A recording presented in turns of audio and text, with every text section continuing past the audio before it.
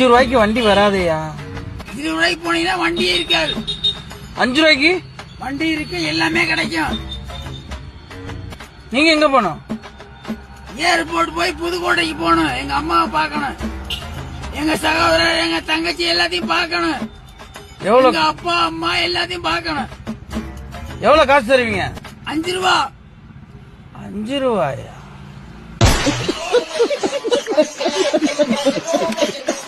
அத பாருங்க, அந்த வண்டி 5 ரூபாய்க்கு கேளுங்க, போதான்னு கேளுங்க, கேட்டுட்டு வாங்க. இந்த வண்டி தான் எனக்கு வேண்டும். காலையில என்ன விளையாட்டு காட்டுறாங்க, எப்படி எல்லாம் சோதிக்கிறாங்க. ஐயா, சாமி சொல்லி இருக்குது. சாமி சொன்னா ஏதாவது தப்பு இருக்குமா? உங்களை வரவழைத்ததே ராஜாதான். காசை பார்க்க வேண்டாம், பொருளை பாருங்கள், நன்மையை பாருங்கள். சரி, நான் செவனே தானா போய்க்கிருந்தேன். யாரு வம்பு தும்புக்கா கோச்சுக்காம நான் சொல்றேன், இந்த வண்டி 5 ரூபாய்க்கு வராதியா? 6 ரூபா. 1 ரூபா, 2 ரூபா, 3 ரூபா, 4 ரூபா, 5 ரூபா, 6 ரூபாயா?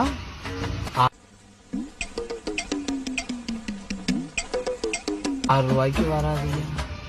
அங்க போய் வாங்கி தருகிறேன். அந்த வண்டி தான் ஏன் 5 ரூபாய்க்கு போற வண்டி இத்தனை மணிக்கு போட்டிருக்காங்க. அந்த வண்டி ரெடியா இருக்குல்ல? அந்த வண்டி ரெடியா இருக்கு. இந்த வண்டி புக்கிங்ல இருக்கு. அதனால கொஞ்சம் ஏன் வண்டிக்கு முன்னாடி எழுப்பி விடுங்க. இந்த வண்டி ரெடியா இருக்கு. ரெடியா இருக்கு. 5 ரூபாய்க்கு. 5 ரூபாய்க்கு போடுவாங்களா? இது என்ன பிரமாதம்? இது விட பெசலைட் ஒண்ணு இருக்கு. கேளுங்க ஐயா, எழுப்பி விடுங்க. மனுஷன தூங்குறாப்புல பாருங்க.